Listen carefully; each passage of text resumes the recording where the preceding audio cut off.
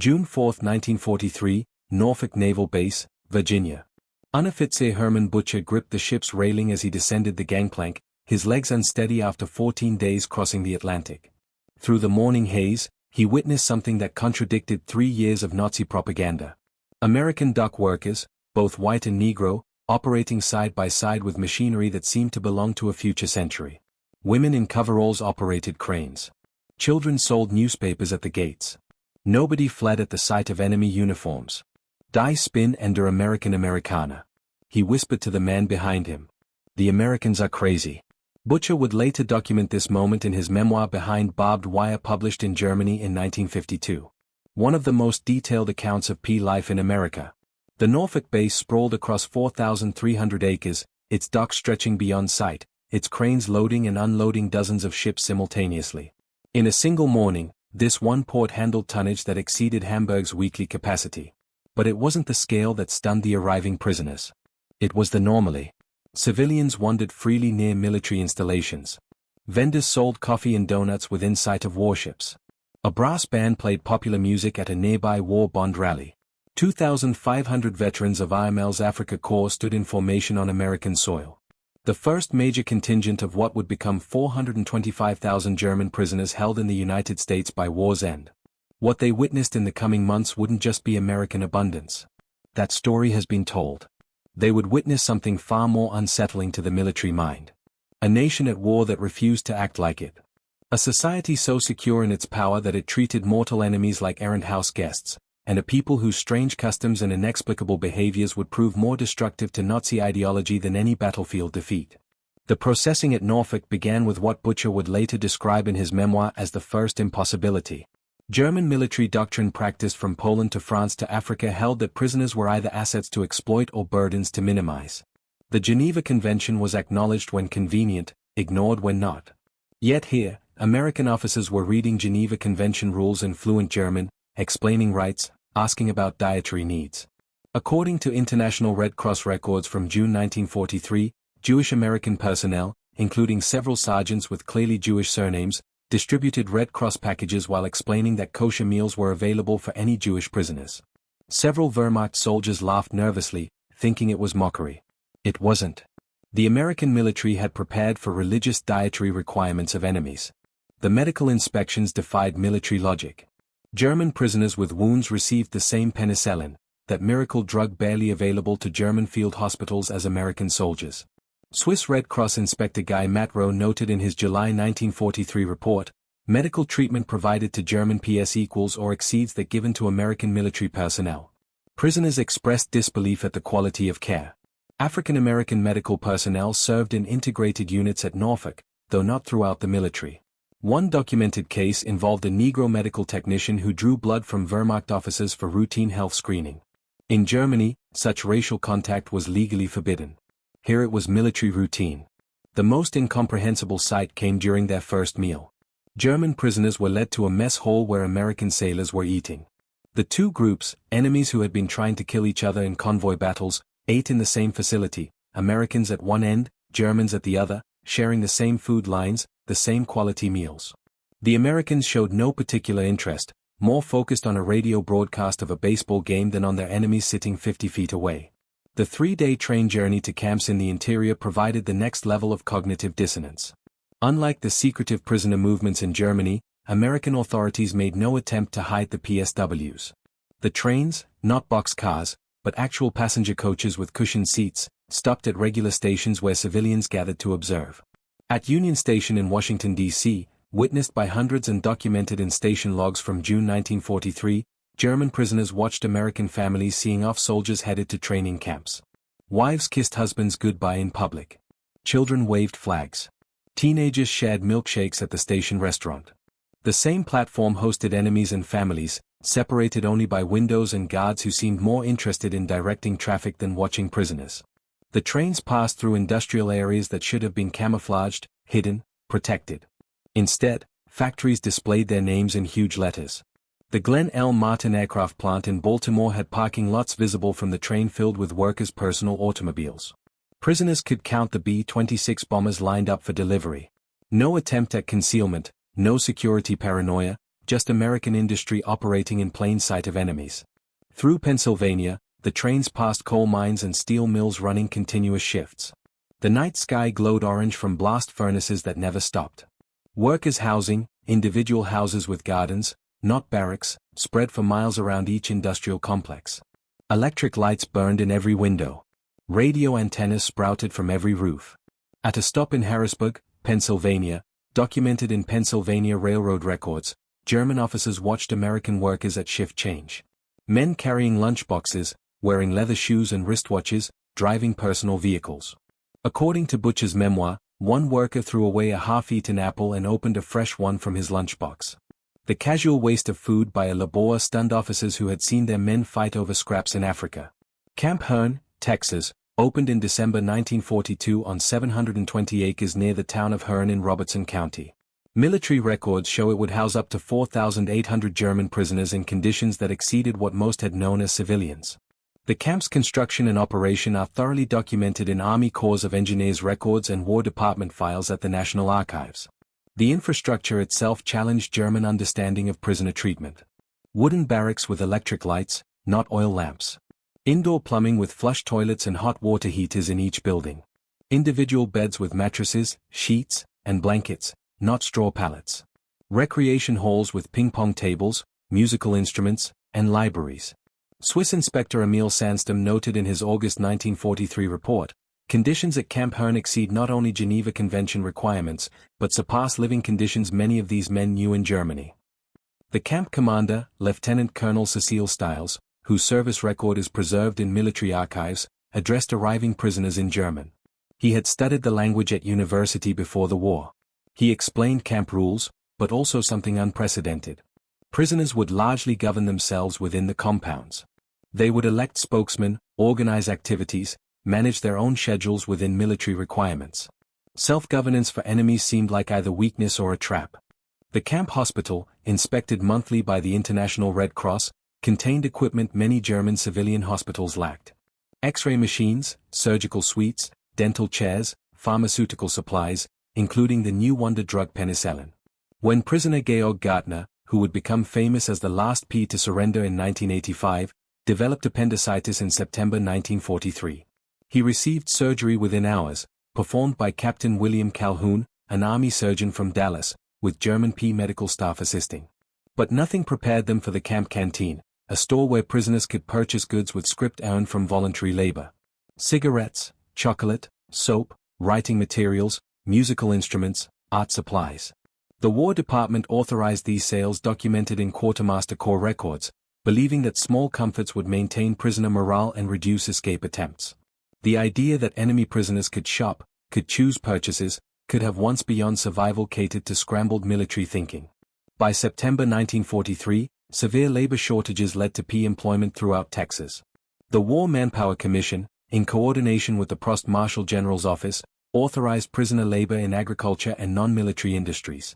Prisoners earned 80 cents per day in canteen scrip, the same base pay as American privates. Detailed records of these work programs survive in National Archives Record Group 389. At the King Ranch near Kingsville, Texas, German POWs encountered American agriculture on a scale that defied European comprehension. The ranch covered 825,000 acres, larger than the state of Rhode Island. Ranch records from 1943 to 1945 show that German prisoners worked alongside Mexican-American vaqueros and some Negro ranch hands in cattle operations. The racial mixing in work, though limited socially, contradicted Nazi racial hierarchy theories. Prisoners documented their amazement at mechanization in letters that passed military censors. A single combine harvester replaced dozens of workers. Trucks, not horse-drawn wagons, transported crops. The ranch even used aircraft, small civilian planes, to survey cattle herds and spot strays. Ranch foreman Richard Kleberg Jr. treated German POWs as temporary employees rather than enemies, according to ranch employment records. At cotton gins throughout Texas, including documented operations in Taylor, Caldwell, and Waller counties, POWs witnessed processing speeds impossible by European standards. The Hearn Cotton Oil Mill, which employed labor from August 1943 to December 1945, processed more cotton in a day than German textile mills handled in a month. Yet workers took regular breaks, ate full lunches, listened to radios while working. Productivity through good treatment rather than harsh discipline contradicted Wehrmacht experience. The prisoners discovered that American farmers discussed politics openly. FBI monitoring reports declassified in the 1970s noted that German POWs were shocked by farmers criticizing Roosevelt freely complaining about government policies without fear. At one documented incident at a farm near Bryan, Texas, a farmer told a Department of Agriculture inspector to go to hell over crop allocation disputes. The farmer faced no consequences. Such defiance of authority would mean death in Nazi Germany. Local newspapers throughout Texas documented German prisoner interactions with American civilians. The Hearn Democrat, Bryan Daily Eagle, and Temple Daily Telegram all ran stories about work details and community interactions. These contemporary accounts provide verification of social encounters that stunned military prisoners. In December 1943, the Hearn Democrat reported German PSWs on supervised Christmas shopping outings, witnessing American teenage culture. Young people gathered at drugstore soda fountains, boys and girls together unchaperoned. They danced to jukebox music, including jazz and swing that Nazi ideology labeled degenerate Negro music. They dressed in fashionable clothes despite wartime, showing no militarization of youth culture. American women's behavior particularly stunned the prisoners. Women drove trucks for the Hearn Cotton Oil Mill, operated businesses along Main Street, supervised male workers in defense plants. At nearby Bryan Army Airfield, part of the Women Air Force Service Pilots WP program, female pilots flew military aircraft. Military records confirm WASPs operated from Bryan Field from 1943 to 1944, visible to work details in surrounding areas. Churches throughout Robertson County invited German prisoners to services. Church records from First Baptist Church of Hearn, First Methodist Church, and St. Mary's Catholic Church, all document German attendance at services. The December 24, 1943, Hearn Democrat reported, German prisoners attended Christmas Eve services at multiple churches, sitting among congregation members whose sons serve overseas. No incidents reported. By early 1944, the Special Projects Division of the Prost Marshal General's Office had established sophisticated educational operations at Camp Hearn. Declassified records from Record Group 389 reveal the extent of this secret re-education program, though prisoners only knew it as voluntary education. The camp library, initially stocked with 500 books donated by Hearn citizens, grew to over 5,000 volumes by August 1944. The American Library Association's Books for Prisoners program provided texts including works by German authors banned by the Nazis. Thomas Mann's The Magic Mountain, Erich Maria Remarque as All Quiet on the Western Front and works by Jewish authors like Lion Feuerwenger were available. A German P could read books that would have meant death to possess in Nazi Germany. Sam Houston State Teachers College, now Sam Houston State University, provided correspondence courses. College records show 340 German PSWs enrolled in courses including English, American history, mathematics, and agricultural science between 1944 to 1945. Professors from the college visited Camp Hearn monthly to conduct lectures and examinations. The camp newspaper situation requires clarification. While Der Ruf was indeed published at Fort Caney, Rhode Island, Camp Hearn prisoners published their own newspaper called The Spiel, The Mirror, not to be confused with the later German news magazine. Copies preserved in the Army Heritage and Education Center show evolution from Nazi propaganda in early 1943 editions to democratic discussions by late 1944. Declassified Special Projects Division documents reveal sophisticated psychological operations. The program identified three categories of prisoners. Anti-Nazis, approximately 10%, non-political prisoners, 75%, and ardent Nazis, 15%. Each group received different treatment designed to maximize ideological transformation. Anti-Nazi prisoners identified through careful screening, including analysis of letters, conversations, and reading choices, received additional privileges and education. They became barracks leaders, discussion group moderators and newspaper editors. Their influence on non-political prisoners was carefully cultivated and monitored. The screening process developed by Army psychologists and German immigrant advisors included subtle tests. Prisoners' reactions to news of German defeats, their book choices from libraries, their participation in educational programs, and their social interactions were all documented. Weekly reports tracked ideological shifts across the camp population. Assistant Executive Officer Major Maxwell McKnight, whose papers are preserved at the Hoover Institution, wrote in a November 1944 report. The transformation rate exceeds expectations, Approximately 60% of non-political prisoners show measurable movement toward democratic ideals after 6 months of exposure to American society and targeted education. Working in American facilities exposed PWs to casual abundance that seemed like mockery of German scarcity. At the Alcoa aluminum plant in Rockdale, Texas, where PS handled materials from September 1943 onward, workers discarded more aluminum scrap in a day than German aircraft factories could acquire in a week. Plant records show German PSWs were assigned to scrap collection, giving them direct exposure to American industrial waste. Food processing plants provided the most psychological shock. At the Stokely Brothers Cannery in Cameron, Texas, verified through Milne County historical records as employing PWs from nearby Camp Hearn, perfectly edible produce was discarded for minor cosmetic flaws. Tomatoes slightly underripe, corn with irregular kernels, beans with minor blemishes, all destroyed while German civilians faced starvation. A letter from P. Corporal Friedrich Müller, preserved in Red Cross archives stated, "Today we destroyed hundreds of pounds of fruit because it did not meet canning standards. Fruit that would be treasure in Germany is garbage here." The American supervisor apologized to us for the waste, not understanding that he was apologizing for abundance we couldn't imagine. Christmas 1943 at Camp Hearn is extensively documented in local newspapers, Red Cross reports, and military records. The entire town of Hearn, population 2,000, mobilized to ensure enemy prisoners had a proper Christmas celebration. This response to enemies contradicted every expectation of wartime behavior. The Hearn Democrat published a full list of donations on December 23, 1943. Local churches collected 4,800 individual gift packages. Schools contributed handmade cards and decorations. The American Legion Post 164, veterans of World War I who had fought Germans, donated cigarettes, candy, and sports equipment to current German enemies. The Lions Club provided musical instruments. The Garden Club decorated the camp with holly and evergreen boughs. The camp Christmas tree, photographed for the newspaper, stood 30 foot tall in the main compound, decorated with electric lights that burned continuously. Quartermaster records show the camp used more electricity for Christmas decorations than most German villages had for all purposes. Such electrical display would be unthinkable even in peacetime Germany. Local churches performed Christmas concerts in German for the prisoners.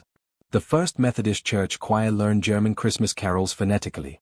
Mrs. Sarah Patterson, the choir director whose son was serving in Italy, led the performance. The cognitive dissonance of American mothers singing to enemy soldiers while their sons fought Germans broke several prisoners emotionally. According to Guard reports, the Christmas feast menu preserved in Quartermaster records included roast turkey, 1 pound per man, ham, candied sweet potatoes, green beans, cornbread stuffing, cranberry sauce, mince pie, apple pie, ice cream, beer for enlisted men, California wine for officers. The meal totaled approximately 5,000 calories per person. Meanwhile, German civilian rations, when available, provided 1,200 calories daily.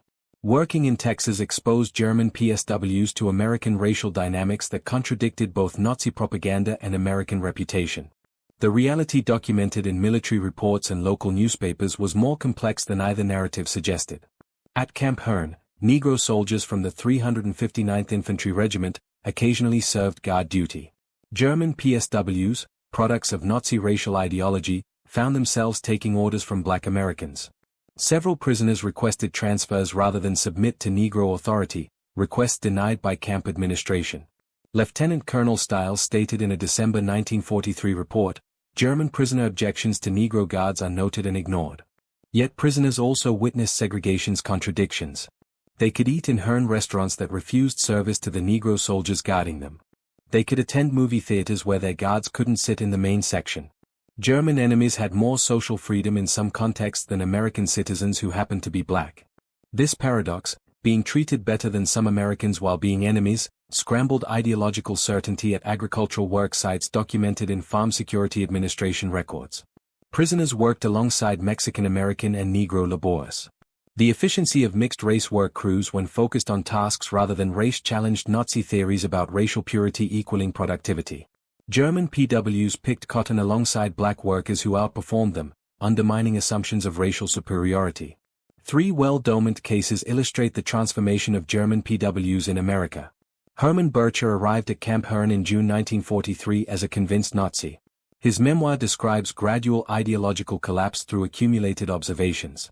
The turning point came Christmas 1943 when Herrn's citizens gave presents to enemy prisoners. He wrote, "These people whose sons we had tried to kill gave us gifts. Their kindness wasn't weakness but strength. The confidence of victors who knew they had already won not just the war but the peace that would follow." But immigrated to America in 1953, became a citizen in 1958 and worked as an engineer for General Motors until retirement. Georg Gartner escaped from Camp Deming, New Mexico in September 1945, living under the assumed name Dennis Wiles for 40 years. Rather than fleeing the country, he chose to remain in America illegally, marrying an American woman, raising children, working as a tennis instructor in California. When he finally surrendered in 1985 for a television documentary, he had been American longer than German. His story, documented in his autobiography, Hitler's Last Soldier in America, validates the transformative power of American society. Reinhold Pell escaped from Camp Washington, Illinois in 1945, not from mistreatment, but from boredom and curiosity about American life. According to his memoir, Enemies Are Human. He lived illegally in Chicago for 7 years, working in bookstores, marrying an American woman before voluntarily surrendering in 1953. The FBI investigation revealed he had broken no laws except illegal entry. He received citizenship in 1959 and became a successful businessman, later sponsoring other German immigrants. The German P experience varied across America's 500-plus camps, but consistent patterns emerged. Camp Alva, Oklahoma specialized in agricultural training. Department of Agriculture records show German PS managed a 200-acre demonstration farm using American techniques. Prisoners learned mechanical cultivation, crop rotation, soil conservation, and hybrid seed development. These skills proved invaluable when PWs returned to devastated Germany. The camp's agricultural program was so successful that local farmers hired P-work crews at premium wages, creating competition for prisoner labor. Camp Concordia, Kansas, became renowned for its art program. German prisoners of war created murals that still exist in Stone County Courthouse and several local buildings. The camp orchestra, equipped with instruments donated by Kansas communities, performed concerts for civilian audiences. The Concordia Blade newspaper reviewed these concerts favorably, noting the professional quality of enemy musicians. Art created by prisoners now forms permanent collections in Kansas museums. Camp Trinidad, Colorado, faced unique challenges with winter temperatures reaching -20 F. Quartermaster records show the Army provided German PS with Arctic-grade clothing, insulated barracks, and increased caloric rations, 4,000 calories daily in winter. Swiss Inspector André Poncho noted in February 1944, German prisoners at Trinidad received better winter provisions than Wehrmacht troops on the Eastern Front, according to prisoners' own admissions. Perhaps nothing stunned German military minds more than American information transparency. Prisoners had access to American newspapers that criticized the war effort, revealed production problems, discussed strategic failures. The Special Projects Division deliberately provided diverse news sources, knowing that exposure to free press would undermine totalitarian thinking. Radio programs accessible in recreation halls featured commentary critical of military leadership. Comedians like Bob Hope mocked generals and politicians. Journalists like Edward R. Murrow questioned strategies. Congress debated military appropriations publicly with dissenting opinions broadcast nationally. All of this was accessible to enemy prisoners. The 1944 presidential election campaign observed from camps seemed like democratic suicide to German military minds. Roosevelt faced serious challenge from Thomas Dewey during wartime. Republicans criticized war management. Newspapers published opposition views. Political cartoons mocked the commander-in-chief. Yet the war effort continued, even strengthened. This demonstration of democracy's strength through discord rather than despite it fundamentally challenged authoritarian assumptions. International Red Cross inspection reports available in ICRC archives in Geneva consistently rated American P camps above Geneva Convention requirements. These neutral assessments provide crucial verification of camp conditions. Inspector Guy Metro wrote in his August 1944 comprehensive report, "American camps exceed treaty requirements in all categories. Food rations equal or surpass American military rations. Medical care is equivalent to American military hospitals. Educational and recreational opportunities exceed many American military training facilities." Specific inspection findings from Camp Herrn include caloric intake 3,300 to 3,800 calories daily. Geneva Convention required 2,000. Living space 40 feet per man. Convention required 27. Medical staff 1 doctor per 500 prisoners. Convention required 1 per 1,000. Recreation, organized sports, libraries, educational programs. Convention required adequate recreation.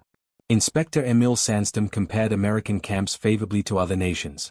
Having inspected P facilities in Canada, Britain, and Australia, I can state definitively that American camps provide superior conditions. The distinction is not just material, but philosophical. Americans treat prisoners as temporarily displaced persons rather than enemies.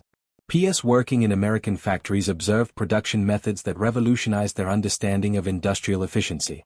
At the Lonia Steel Plant in Dangerfield, Texas, where PS from Camp Hearn worked from 1944 to 1945, monthly production exceeded the entire Ruhr Valley's annual output before Allied bombing. The secret wasn't just machinery, but motivation. Company records show workers competed for production bonuses, suggested efficiency improvements, took pride in output. Charts displayed each shift's production like sports scores. Workers wore company pins, bought war bonds with overtime pay, painted bomber names on steel designated for military use. Morale drove productivity more than supervision. At Texas railroad yards, where PWS loaded materials, the coordination astounded German logistics officers. The Missouri-Kansas-Texas Railroad employed PWs at its Smithville yard, where prisoners witnessed American logistics efficiency. Trains arrived on precise schedules. Loading equipment operated continuously. Telegraph and telephone systems coordinated nationwide transport. No central planning committee, just capitalism organizing itself for war production. As Germany collapsed in spring 1945, American authorities prepared prisoners for return to a destroyed homeland. This preparation documented in occupation planning records exceeded simple repatriation. The War Department initiated Project Paperclip for scientists, but also broader programs preparing PSWs to rebuild democratic Germany. Courses in civil administration prepared PSWs for managing destroyed cities. Agricultural training emphasized feeding starving populations. Medical personnel learned public health techniques for epidemic prevention.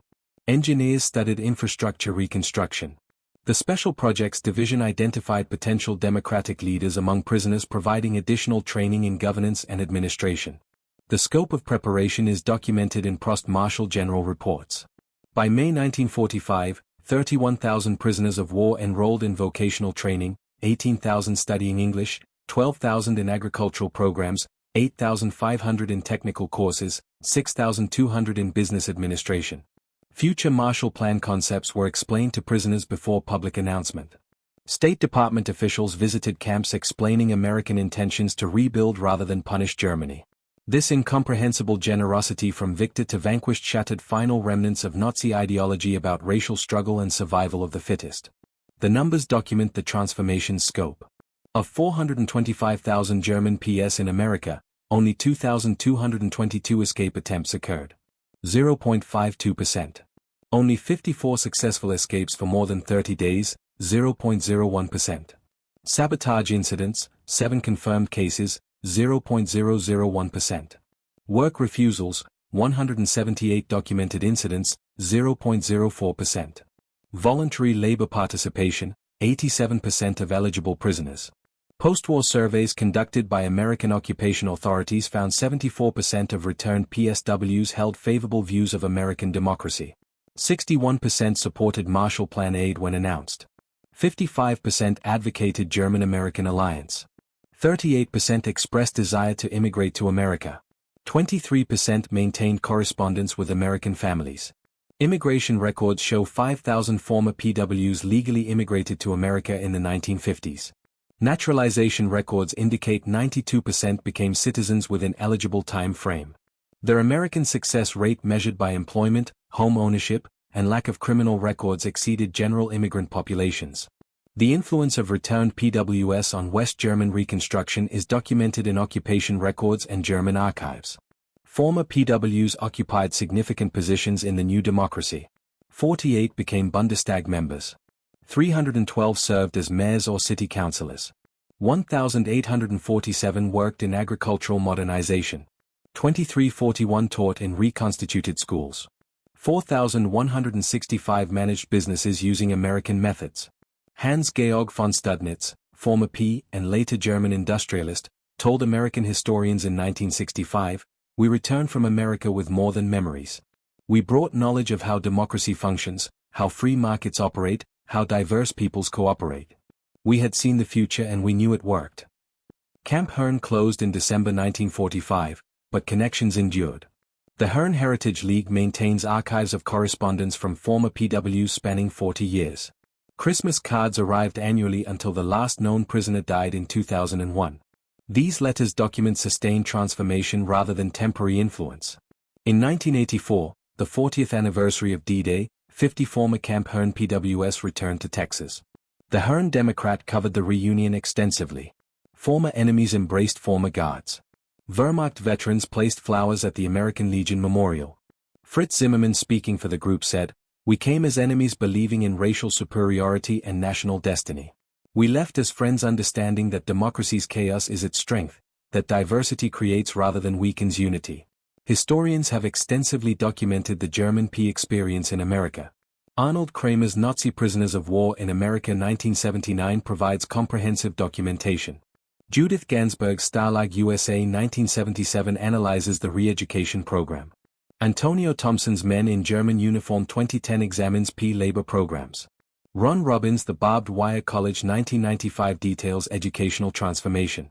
These academic works based on archives, interviews, and government records confirm the transformation's scope and success. The consensus, American treatment of German PS represents history's most successful re-education through exposure rather than indoctrination. The German PS who reached America between 1943 and 1946 witnessed sights that seemed impossible according to their worldview. Every casual freedom, every small kindness, every puzzling generosity accumulated into ideological transformation. They expected to find a weak, divided nation. Instead, they discovered a society so confident it could afford mercy to enemies. The transformation wasn't accomplished through propaganda, but through reality. German PWs saw democracy functioning through apparent chaos. They observed racial integration progressing despite segregation. They watched women exercising authority while maintaining femininity. They experienced enemies becoming friends through simple humanity. These unusual sights, mundane to Americans but revolutionary to products of totalitarianism, accomplished what military defeat alone couldn't. Complete ideological transformation. The PWS didn't just witness American power. They experienced American values. They didn't just observe democracy. They participated in it. America's greatest victory wasn't on battlefields, but in prison camps where enemies became advocates through the simple act of witnessing American reality. The sights that stunned them were unusual only to eyes trained by tyranny. To American eyes, they were just life, messy, imperfect, but free. The German PS came expecting to find enemies. Instead, they found mirrors of what they could become. Those unusual sights changed not just individual prisoners, but the trajectory of nations. In their stunned observation lay the seeds of the Atlantic Alliance, the Marshall Plan, and the democratic reconstruction of Europe. Their transformation proves that sometimes the greatest victories are won not through destruction but through demonstration, not through propaganda but through reality. Not through hatred but through humanity. The unusual sights German PS witnessed in America became the foundation for one of history's most successful transformations from enemy to ally.